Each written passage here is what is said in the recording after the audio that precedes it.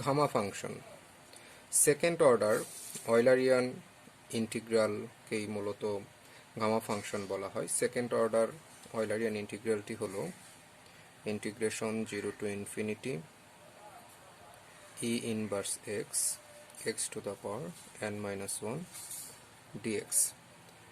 এই ইন্টিগ্রালটিকে বলা হয় সেকেন্ড অর্ডার অয়লারিয়ান ইন্টিগ্রেশন এবং এটিকেই বলা হয় হচ্ছে গামা ফাংশন। গামা ফাংশনকে এভাবে প্রকাশ করা হয় এই চিহ্ন দ্বারা। গামা n যদি আমরা লিখি তাহলে আমরা লিখতে পারি 0 থেকে infinity e inverse x two the power n minus 1 dx, যেখানে n is greater than 0।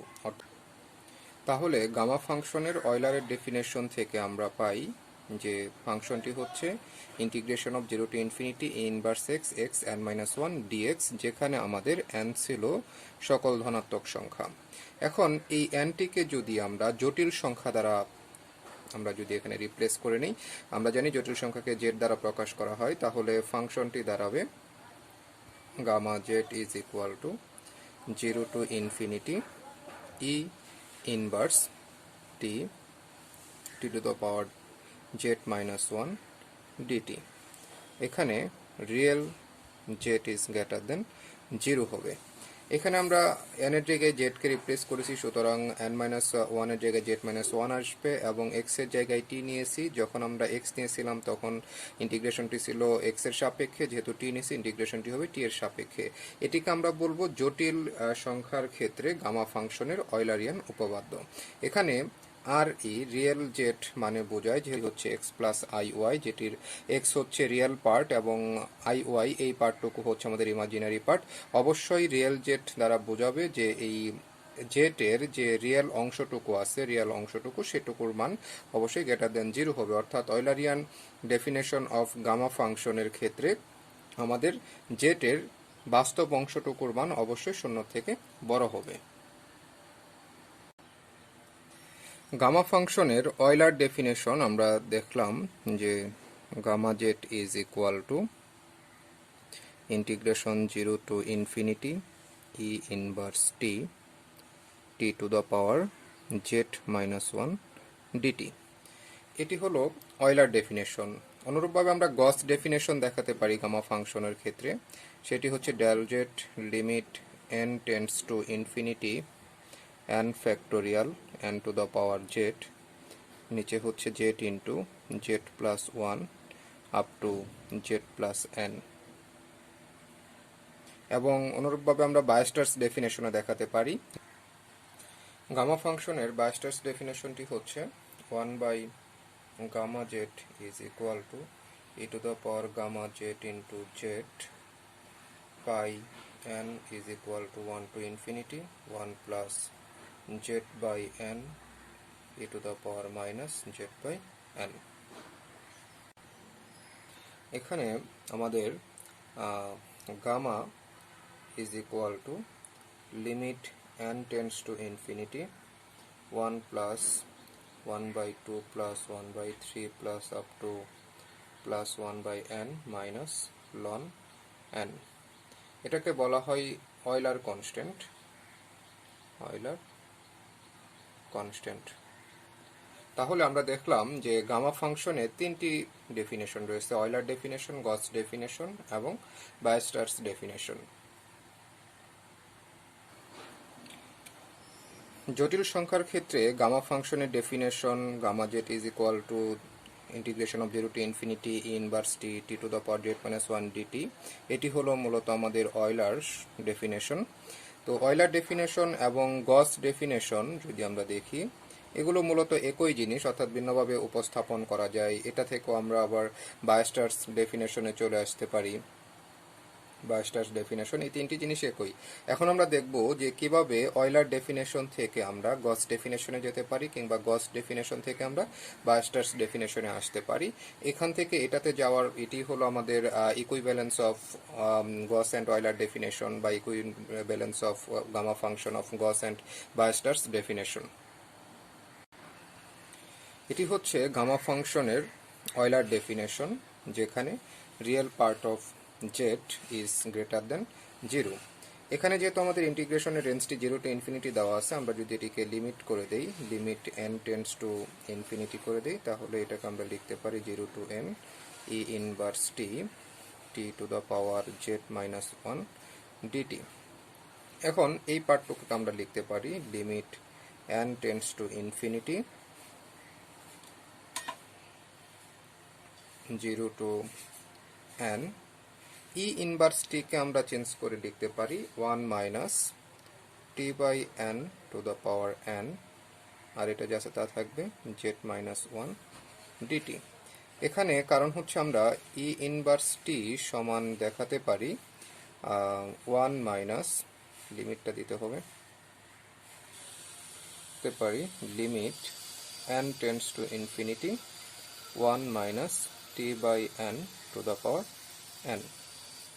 এই n to the power n সমান আমরা যদি লিখি limit n tends to infinity, এটাকে আমরা দ্বিপদী বিস্তৃতির সাহায্যে যদি বিস্তার করি তাহলে আমরা প্রথম পদটি পাবো 1 টু দ্য পাওয়ার n মানে 1 হবে, plus nc1 minus t by n plus nc2 minus t by n whole square,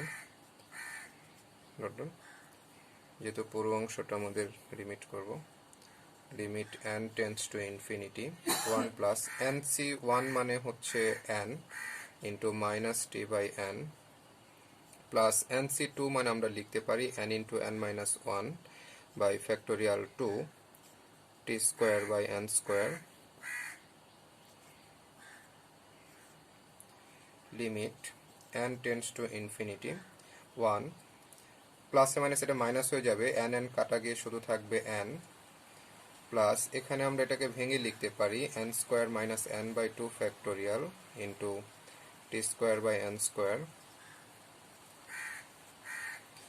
সমান limit n tends to infinity 1 minus t, plus এটাকে যদি এখন আমরা ভেঙে লিখি তাহলে লিখতে পারি n square by 2 into t square by n square minus n by 2 factorial into t square by n square.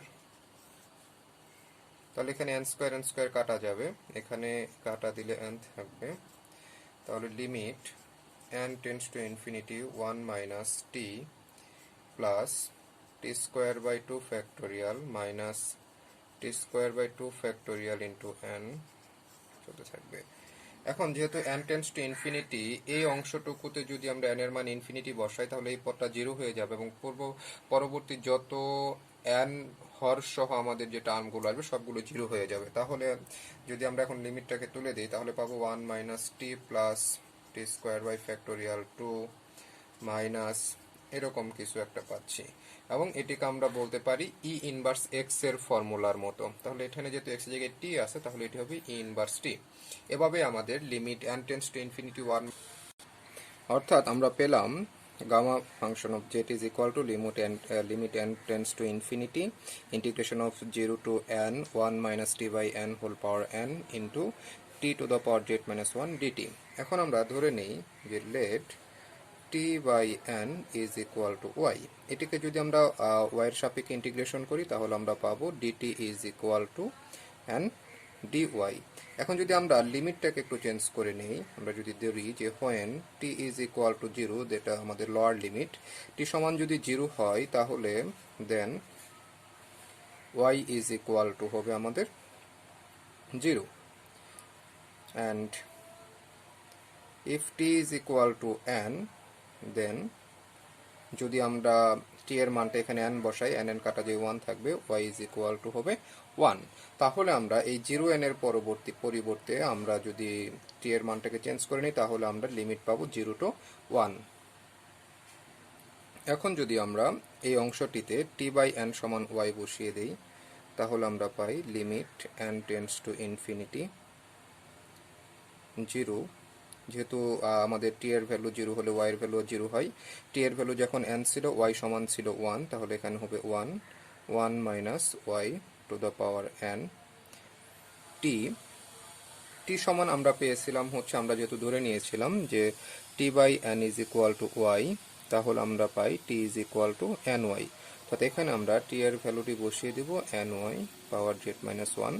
যেহেতু আমরা পেয়েছিলাম যে dt is equal to n d y, তাহলে ডিটি সমান বসিয়ে দেই এন ডি ওয়াই। তাহলে এখানে আমরা পাবো N limit N tends to infinity 0 to 1 1 minus y to the power n।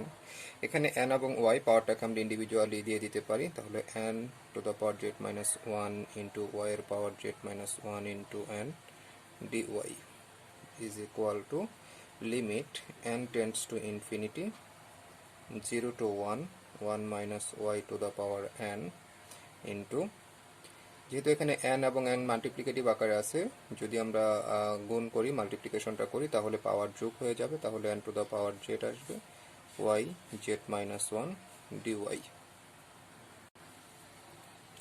সমান limit n tends to infinity. যেহেতু আমাদের এটি y এর সাপেক্ষে ইন্টিগ্রেশন করতে হবে এবং এই পদটি y বর্জিত, সুতরাং এটিকে আমরা ইন্টিগ্রেশনের বাইরে নিয়ে আসি, n to the power z into 0 to 1 1 minus y to the power n into y to the power z minus 1 dy। এখানে আমাদের প্রথম একটি ইন্টিগ্রেশন আমরা করব। এই ইন্টিগ্রেশনে আমরা এটাকে যদি ইউ এবং এটাকে বি ধরে নিই তাহলে ইন্টিগ্রেশন ইউবি ডিএক্স এর ফর্মুলা আমরা ইউজ করতে পারি এখানে। তাহলে দাঁড়াবে limit n tends to infinity n to the power z। U v dx এর ফর্মুলাটি হচ্ছে ইউবি ডিএক্স সমান u integration of v dx minus integration du by dx integration v dx. তো এখানে আমরা যদি এটাকে ইউভি ধরে নিই তাহলে আমরা প্রথমত করব ইউবি ডিএক্স, তাহলে আমাদের হচ্ছে 1 মাইনাস ওয়াই, এটা হচ্ছে ইউ ইন্টু বি ডিএক্স, তাহলে হচ্ছে integration of y z minus 1 যেহেতু 0 থেকে 1 minus integration of du dx, যেহেতু ইউ আমাদের এটা, তাহলে এখানে আমাদের যেহেতু ওয়াই এর সাপেক্ষে তাহলে d d y 1 minus y to the power n into আবার বি ডিএক্স ইন্টিগ্রেশন করতে হবে, তাহলে বি হচ্ছে y to the power z minus 1, যেহেতু হোল ইন্টিগ্রেশন করতে হবে এটুকু, তাহলে এটুকু হচ্ছে আমাদের ডিওয়াই। যেহেতু n জেড এই পুরো অংশের সাথে মাল্টিপ্লিকেটিভ আকারে আছে, সুতরাং আমরা এটুকুকে একটু ব্রেকেট দিয়ে আটকিয়ে দিলাম। তারপর আসে limit n tends to infinity n to the power z।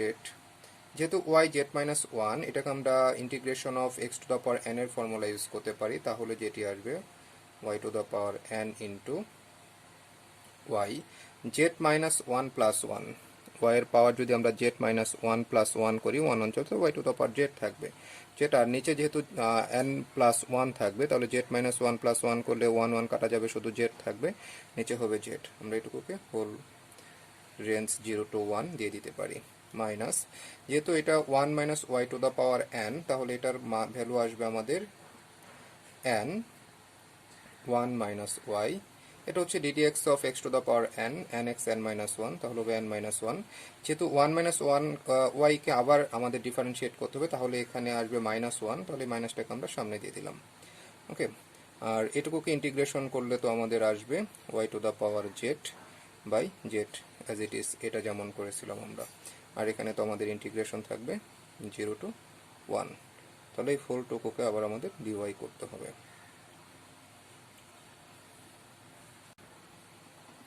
is equal to limit n tends to infinity n to the power z। এখানে আমাদের যেহেতু রেঞ্জটি 0 থেকে 1, y এর ভ্যালু যদি আমরা 1 বসাই তাহলে এই পার্টটুকু 0 হয়ে যাবে, অর্থাৎ পুরো যেহেতু এটা মাল্টিপ্লিকেটিভ আকার আছে পুরো অংশটি 0 হয়ে যাবে, মাইনাস আমরা যদি 0 বসাই y এর মান তাহলে এই পার্টটুকু 0 হয়ে যাবে, তখন 0, তাহলে আমরা বলতে পারি এই অংশটুকুর ভ্যালু হচ্ছে মূলত 0। আর যেহেতু মাইনাস nটাকে যদি আমরা সামনে আনি তাহলে মাইনাস প্লাস n ইন্টু দাঁড়াবে 0 to 1 1 minus y to the power n minus 1 into y to the power z by z dy।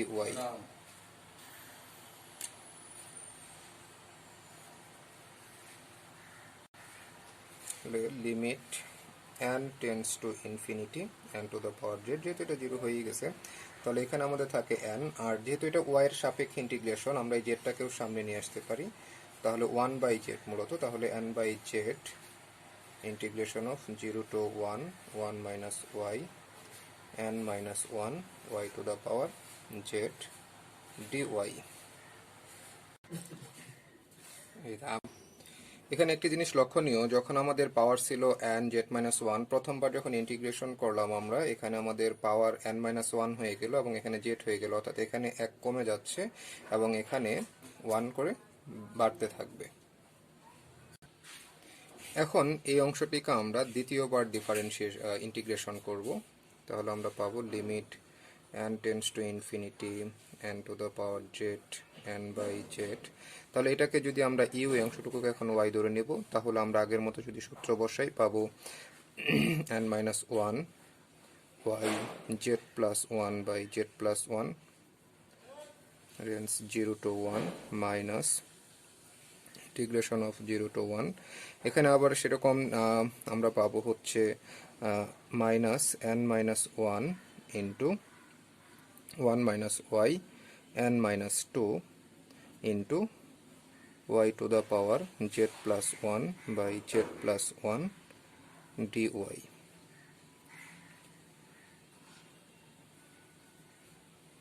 সমান limit n tends to infinity n to the power z n by z। এখানে আবার আমরা যদি রেঞ্জটা বসিয়ে দেই, 1 বসালেও 0 হয়ে যাবে, 0 0, অর্থাৎ এই টোটাল ভ্যালুটা আসবে আমাদের 0 0 মাইনাস, এখানে মাইনাস n মাইনাস ওয়ানটাকে যদি আমরা সামনে আনি, যেহেতু এটি y বর্জিত পদ, তাহলে আমাদের এটি হয়ে যাবে প্লাস n মাইনাস ওয়ান।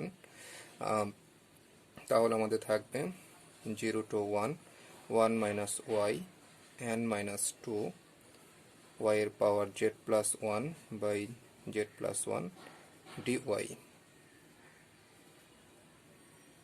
সমান limit n tends to infinity n to the power z into n by z, 0 চলে যাবে, n মাইনাস ওয়ান, যেহেতু এই z প্লাস ওয়ানটা y বর্জিত, এটাকে আমরা সামনে নিয়ে আসতে পারি। তাহলে আমাদের সামনে থাকবে n minus one by z plus one integration of 0 to 1 1 minus y to the power n minus two y এর power z plus one into dy সমান limit n tends to infinity n to the power z into, এটাকে আমরা লিখতে পারি n into n minus one z into z plus one integration 0 to 1 1 minus y to the power n minus two y to the power z plus one dy। এটা হচ্ছে আমাদের দ্বিতীয়বার integration করার পর। তো দেখা যাচ্ছে দ্বিতীয়বার ইন্টিগ্রেশন করার পর আমাদের পাওয়ার ছিল n-1 হয়ে যাচ্ছে n-2, অর্থাৎ 1 কমে গেছে। y এর পাওয়ার ছিল z, এখানে y এর পাওয়ার বেড়ে এক বেড়ে z প্লাস 1 হয়ে গেছে। এখানে ছিল n বাই z, এখানে n ইন্টু n-1 ইন্টু নিচে আসছে z ইন্টু z প্লাস 1। এই অংশটুকুকে দ্বিতীয়বার ইন্টিগ্রেশন করলে আমরা পাই এরকম। তাহলে উক্ত প্রক্রিয়া অনুসরণ করে আমরা যদি এটাকে তৃতীয়বার ইন্টিগ্রেশন করি, তাহলে আমরা পাবো limit n tends to infinity n to the power z, যেহেতু এখানে এক এক করে কমে যাবে, তাহলে এটা আসবে n into n minus one n minus two, এখানে আসবে z into z plus one z plus two integration of 0 to 1 1 minus y, তাহলে এখানে আসবে n মাইনাস থ্রি, আর এখানে আসবে y to the power z plus two dy।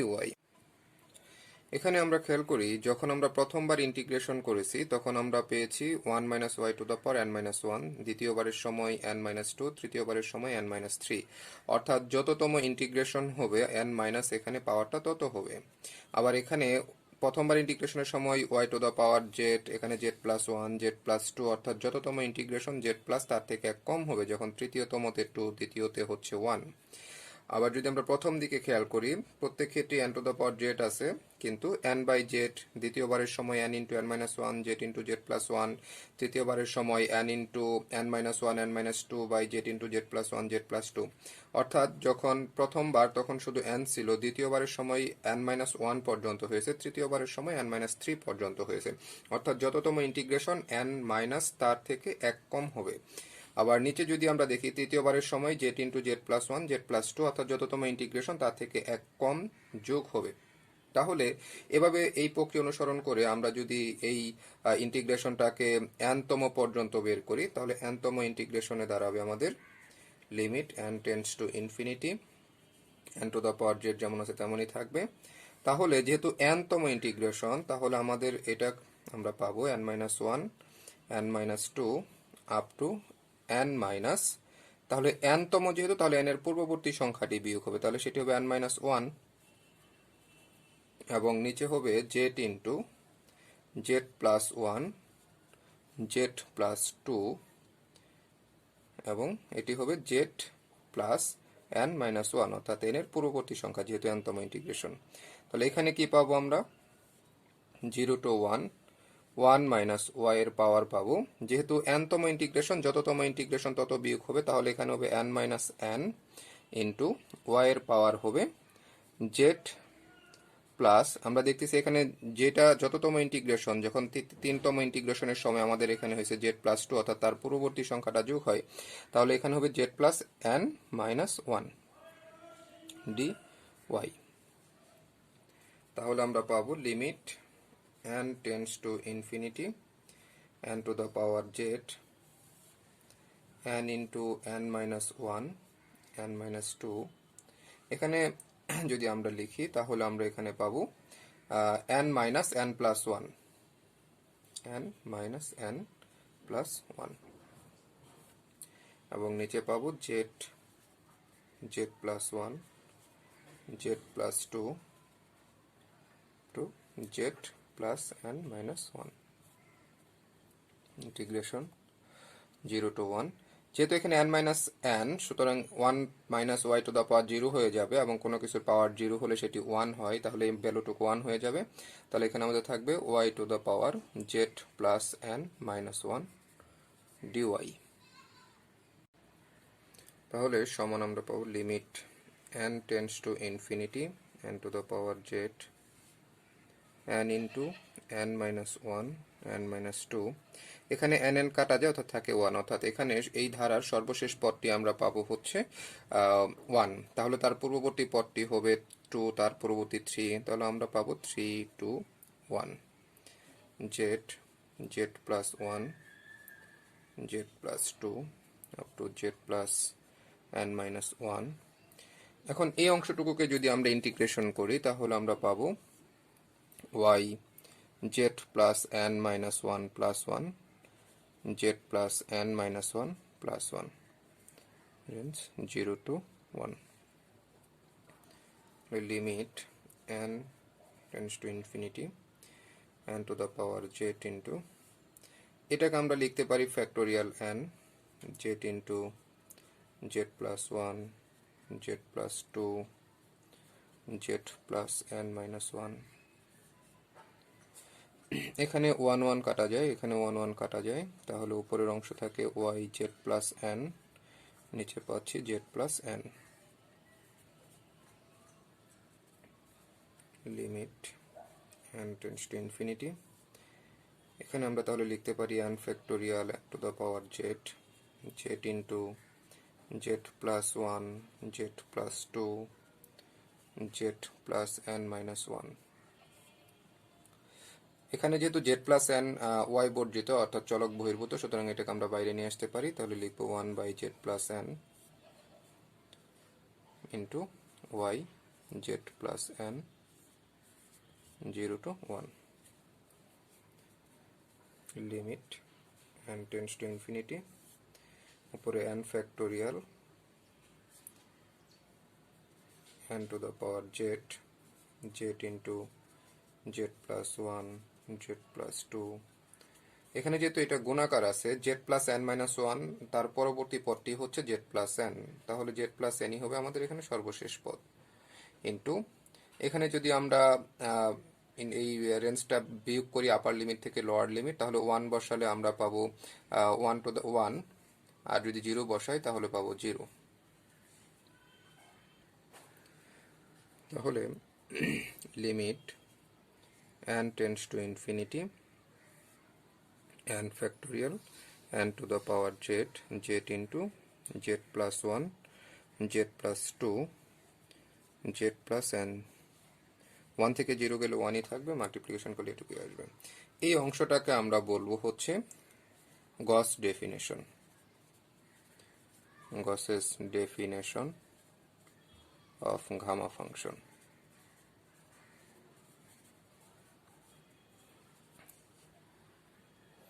অর্থাৎ gamma function of z is equal to integration 0 to infinity e inverse t to the power z minus 1 dt is equal to limit n tends to infinity n factorial n to the power z into z plus 1 z plus 2 up to z plus n। অর্থাৎ Euler definition এবং Euler definition থেকে আমরা gamma ডেফিনেশনে যেতে পারি। এটাকেই বলা হয় হচ্ছে equivalence of Euler definition and Gauss definition for gamma function. তাহলে গামা ফাংশনের অয়লারের ফর্মুলা থেকে আমরা গামা ফাংশনের গস ডেফিনেশনে যেতে পারি। এখান থেকে আমরা দেখব বাস্টার্স ডেফিনেশন আনা যায় কিনা। গামা ফাংশনের বাস্টার্স ডেফিনেশনে যেতে হলে আগে অয়লার থেকে গস ডেফিনেশন প্রমাণ করতে হবে। যেহেতু আমরা এটা প্রমাণ করেছি, এখান থেকে আমরা বাস্টার্সে যাওয়ার চেষ্টা করব। তাহলে বাস্টার্সটাকে আমরা বিপরীতকরণ করে দিই, Z is equal to limit n tends to infinity. তাহলে এই অংশটুকুকেও আমাদের বিপরীতকরণ করে দিতে হবে, অর্থাৎ N factorial N two the power Z নিচে চলে আসবে, উপরে থাকবে Z into Z plus 1 Z plus 2 Z plus N সমান আমরা লিখতে পারি limit n tends to infinity Z into Z plus 1 Z plus 2 Z plus N and factorial into n inverse z limit n tends to infinity n factorial মানে হচ্ছে n into n minus 1 n minus 2 এভাবে আমাদের 3 to 1 পর্যন্ত, অর্থাৎ 1 2 3 up to n পর্যন্ত। তাহলে n factorial সমান আমরা লিখতে পারি 1 into 2 into 3 into n পর্যন্ত। তাহলে এখানে আমরা এটাকে ভাগ করে দিতে পারি z into z plus 1 by 1 into z plus 2 by 2 into এভাবে চলতে থাকবে। যদি আমরা এটাকে ব্র্যাকেট দিয়ে দিই, চলতে থাকবে z plus n by n পর্যন্ত। আর এই n ইনভার্স z কে আমরা লিখতে পারি e inverse minus z ln n। তাহলে এটা লিখতে পারি e inverse minus z ln n সমান জেডটাকে আমরা সামনে নিয়ে আসি, limit n tends to infinity z plus 1 by 1 এটাকে আমরা লিখতে পারি 1 প্লাস z বাই 1। এটাকে আমরা লিখতে পারি 1 প্লাস z বাই 2।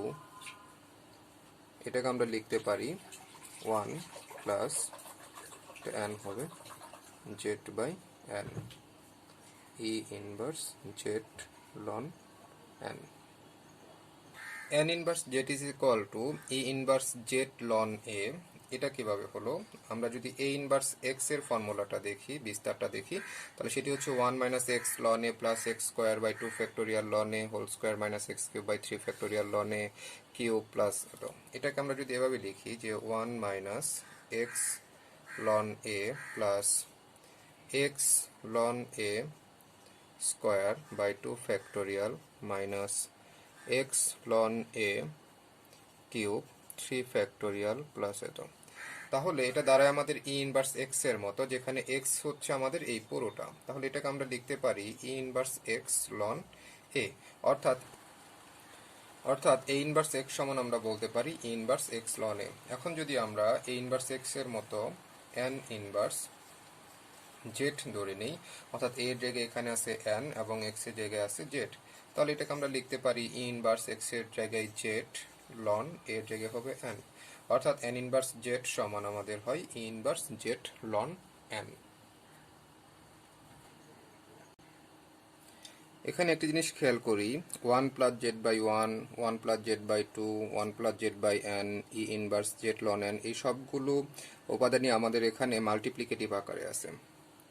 এখন যদি আমরা n tends to infinity 1 plus z by 1 এর সাথে আমরা e inverse z by 1 multiply করে দিলাম, এটি একটি হলো। 1 প্লাস z বাই 2 এর সাথে আমরা ই ইনভার্স জেড বাই 2 মাল্টিপ্লাই করে দিলাম। তাহলে এভাবে যদি আমরা চলতে থাকি, আমরা 1 প্লাস জেড বাই এন এর সাথে e inverse z by n multiply করে দিলাম। অর্থাৎ এখানে একটা সিরিজ পাচ্ছি, inverse z by 1, inverse z by 2, পরবর্তীটাতে ইনভার্স জেড বাই 3, এভাবে আমরা ইনভার্স জেড বাই এন, এবং এখানে যেহেতু আমরা inverse z by 1, z by 2, z by n multiply করেছি এবং এটি বেশি হয়েছে, এটাকে এলিমিনেট করার জন্য আমরা এখানে ইনভার্স, এখানে আমরা এখন e inverse z by 1 into inverse z by 2 into inverse z by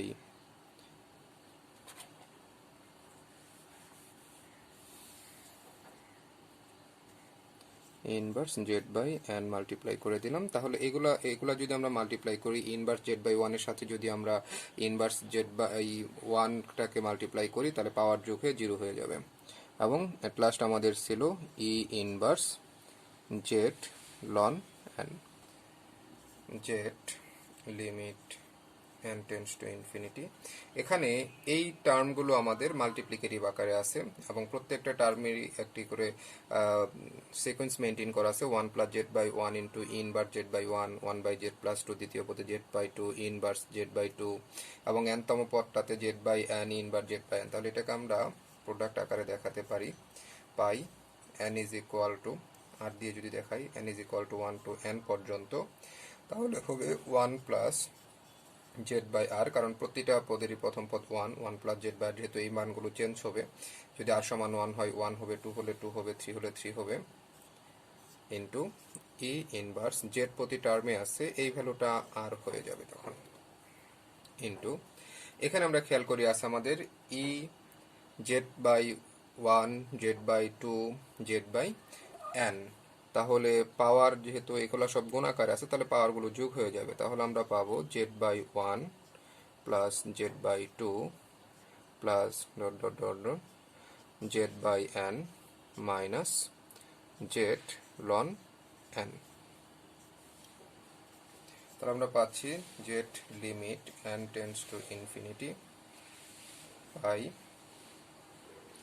r is equal to 1 থেকে, আমরা যদি দেখাই, থেকে n 1 plus z by r e inverse z by r into e. এখানে প্রত্যেকটার উপরে জেড আছে, আমরা যদি জেডটাকেও কমন নিয়ে নিই তাহলে পাবো প্রথম অংশটাতে 1 plus half dot dot dot plus 1 by n minus ln n।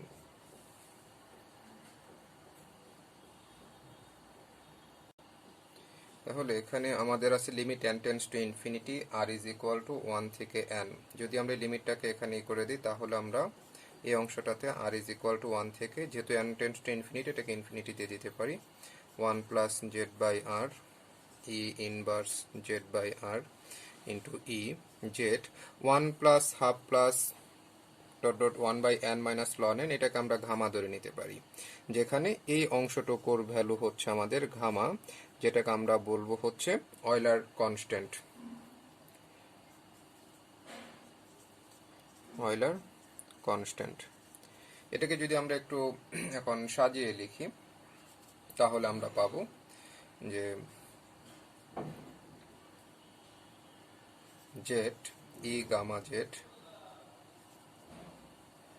Into এই অংশটাকে যদি এখন আমরা আর না লিখে n দিয়ে দিই, যে পাই n ইজ ইকুয়াল টু 1 থেকে ইনফিনিটি, তাহলে আর এর জায়গায় এখানে চলে আসবে n e inverse z by n।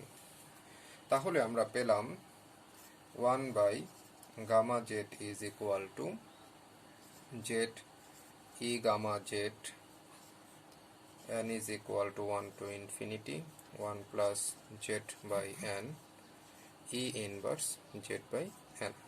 এটি হচ্ছে আমাদের Weierstrass definition of gamma function,